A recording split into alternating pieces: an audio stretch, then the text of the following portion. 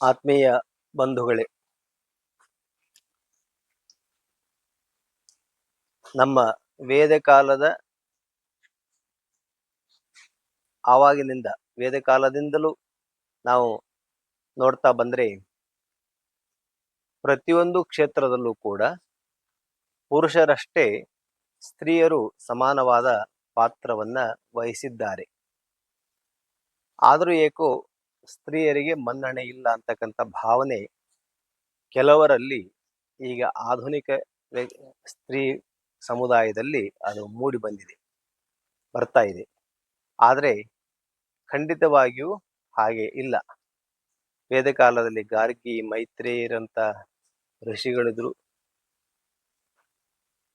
ಹಾಗೆ ಆ ನಂತರ ಬಂದಂತ ಆಧ್ಯಾತ್ಮಿಕ ಕ್ಷೇತ್ರ ಅಷ್ಟೇ ಅಲ್ಲ, ಎಲ್ಲ ಕ್ಷೇತ್ರಗಳಲ್ಲೂ ಅವರ ಪ್ರಭಾವವನ್ನ ಕಾಣ್ತೇವೆ. ಅದರಲ್ಲಿ ಈ ಪುರುಷರಲ್ಲಿ ಹೇಗೆ ಎಲ್ಲ ಪುರುಷರೂ ಶ್ರೇಷ್ಠರಾಗೋದಕ್ಕೆ ಸಾಧ್ಯ ಇಲ್ವೋ, ಹಾಗೆ ಎಲ್ಲ ಸ್ತ್ರೀಯರು ಕೂಡ ಆ ಮಟ್ಟಕ್ಕೆ ಏರೋದಕ್ಕೆ ಸಾಧ್ಯ ಇಲ್ಲ. ಅವರವರ ಸಾಮರ್ಥ್ಯಕ್ಕೆ ಅನುಗುಣವಾಗಿ ಅದು ಹೊರಗೆ ಬರುತ್ತದೆ. ಹೀಗೆ ನಮ್ಮ ಈಗ ಆಧುನಿಕ ಆಧ್ಯಾತ್ಮಿಕ ಪರಂಪರೆ, ರಾಮಕೃಷ್ಣ ಪರಂಪರೆಯಲ್ಲೂ ಕೂಡ ಸ್ತ್ರೀಯರ ಪಾತ್ರ ಬಹಳ ಮಹತ್ವದ್ದಾಗಿದೆ. ಅದನ್ನ ನಾವು ಶ್ರೀರಾಮಕೃಷ್ಣರ ಅವತಾರ ಕಾರ್ಯ ಪ್ರಾರಂಭ ಆದಾಗಿನಿಂದ ನೋಡ್ತೇವೆ. ಏನಂತಂದ್ರೆ, ಶ್ರೀರಾಮಕೃಷ್ಣರು ಇನ್ನೂ ಚಿಕ್ಕ ಹುಡುಗ ಆಗಿದ್ದಾಗ ಉಪನಯನ ಸಂದರ್ಭದಲ್ಲಿ ತಮ್ಮ ಹೆತ್ತ ತಾಯಿಯಿಂದ ಸ್ವೀಕರಿಸಬೇಕಾದಂತ ಭಿಕ್ಷೆಯನ್ನ ಆವಾಗಿನ ಕಾಲದಲ್ಲಿ ಸಮಾಜದಲ್ಲಿ ಕೆಳಜಾತಿ ಎಂದು ಪರಿಗಣಿಸಲ್ಪಟ್ಟಿದ್ದಂಥ ಜಾತಿಯ ಧನಿ ಅಂತಕ್ಕಂಥ ಮಹಿಳೆಯಿಂದ ಅವರು ಭಿಕ್ಷೆಯನ್ನ ಸ್ವೀಕರಿಸ್ತಾರೆ. ಆ ನಂತರ ಅವರ ಈ ಅವತಾರ ಕಾರ್ಯದ ಪ್ರಾರಂಭ ಆಗುವುದಕ್ಕಾಗಿ ಒಂದು ಲೀಲಾಕ್ಷೇತ್ರವನ್ನ ಅಲ್ಲಿ ತಯಾರಾಗುತ್ತೆ. ಆ ಲೀಲಾಕ್ಷೇತ್ರವನ್ನ ತಯಾರು ಮಾಡಿದಂಥವಳು ಒಬ್ಬಳು ಮಹಿಳೆ, ರಾಣಿ ರಾಸಮಣಿ ಅಂತ ಅವಳ ಹೆಸರು. ಲೀಲಾಕ್ಷೇತ್ರ ಅಂದ್ರೆ ದಕ್ಷಿಣೇಶ್ವರ. ಇವತ್ತು ನಾವು ನೋಡ್ತಾ ಇರ್ತಕ್ಕಂಥ ದಕ್ಷಿಣೇಶ್ವರದ ಆ ಕಾಳಿ ಮಂದಿರ, ಭವ್ಯವಾದ ಕಾಳಿ ಮಂದಿರ ಇವತ್ತು ಭವ್ಯವಾಗಿದೆ. ಅವತ್ತು ಆಗಿನ ಕಾಲದಲ್ಲಿ ಅವಳು ಅಷ್ಟು ಭವ್ಯವಾಗಿ ಅದನ್ನ ನಿರ್ಮಾಣ ಮಾಡ್ತಾಳೆ. ಆ ಕಾರ್ಯ ಕೂಡ ಅಂದ್ರೆ ರಾಮಕೃಷ್ಣರು ಅಲ್ಲಿ ಬಂದು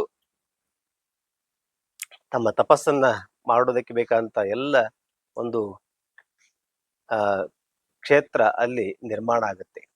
ಆ ಕ್ಷೇತ್ರವನ್ನ ನಿರ್ಮಾಣ ಮಾಡಿದಂಥವಳು ರಾಣಿ ರಾಸಮಣಿ ಅಂತಕ್ಕಂಥ ಅತ್ಯಂತ ಶ್ರೀಮಂತ ಮಹಿಳೆ.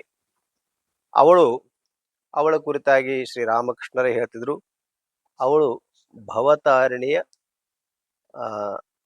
8 ಜನ ಸಖಿಯರಲ್ಲಿ ಅವಳು ಕೂಡ ಒಬ್ಬಳು ಅಂತ. ಅವಳು ಒಂದು ಹುಟ್ಟಿದಂತ ಅವಳ ಜೀವನದ ಸಂಬಂಧಪಟ್ಟಂತ ಒಂದಷ್ಟು ವಿವರಗಳನ್ನ ನಾವು ನೋಡೋಣ. ಹೀಗೆ ರಾಮಕೃಷ್ಣ ಪರಂಪರೆಯಲ್ಲಿ ಸ್ತ್ರೀಯರ ಪಾತ್ರ ಅಂತಕ್ಕಂಥದ್ದನ್ನ ಒಂದು ವಿಚಾರದ ಚಿಂತನದ ವಿಷಯವನ್ನಾಗಿ ಇರಿಸಿಕೊಂಡು ನಾವು ಚಿಂತನೆಯನ್ನು ಇವತ್ತಿನಿಂದ ಪ್ರಾರಂಭ ಮಾಡೋಣ. ರಾಣಿ ರಾಸಮಣಿ ಅಂತ ಪ್ರಥಮವಾಗಿ ಬರ್ತಕ್ಕಂಥ ಒಂದು ವ್ಯಕ್ತಿ. ಅವಳು ಹುಟ್ಟಿದ್ದು ಕೋಲ್ಕತ್ತಾದಿಂದ ಸುಮಾರು 30 ಮೈಲಿ ಇರ್ತಕ್ಕಂಥ ಕೋಣ್ ಎಂಬ ಹಳ್ಳಿಯಲ್ಲಿ. ಅವಳ ತಂದೆ ಹರೇ ಕೃಷ್ಣ, ತಾಯಿ ರಾಮಪ್ರಿಯಾ ದಾಸಿ. ಗಂಡನ ಹೆಸರು ರಾಜಚಂದ್ರ ದಾಸ. 1804 ಒಂದು ಬೇಸಿಗೆಯ ಒಂದು ದಿನದಲ್ಲಿ ಅವಳು ಜನ್ಮವನ್ನ ತಾಳ್ತಾಳೆ. ಈ ಅವರ ತಂದೆ ತಾಯಿ ಎಲ್ಲ ಈ ಮೀನುಗಾರಿಕೆಯನ್ನ ಮಾಡುವಂತ ಕುಟುಂಬ. ಆದ್ದರಿಂದ ಅಂಥ ಒಂದು ಬಡ ಕುಟುಂಬದಲ್ಲಿ ಅವಳ ಜನನ ಆಗತ್ತೆ. ಹಾಗಾದರೆ ಅವಳು ರಾಣಿ ರಾಸಮಣಿ ಆಗಿದ್ದೆ ಹಾಗೆ, ಅಷ್ಟೊಂದು ದೊಡ್ಡ ದೇವಸ್ಥಾನ ಕಟ್ಟಿಸಿದ್ದೆ ಹಾಗೆ, ಬಡತನದಲ್ಲಿ ಹುಟ್ಟಿದ್ರು ಕೂಡ ಅವಳಿಗೆ ಹೇಗೆ ಇದೆಲ್ಲ ಕೂಡ್ಕೊಂಬಂತು ಅನ್ನೋಂಥ ವಿಚಾರಗಳನ್ನೆಲ್ಲ ಮತ್ತೆ ನಾಳೆ ನೋಡೋಣ.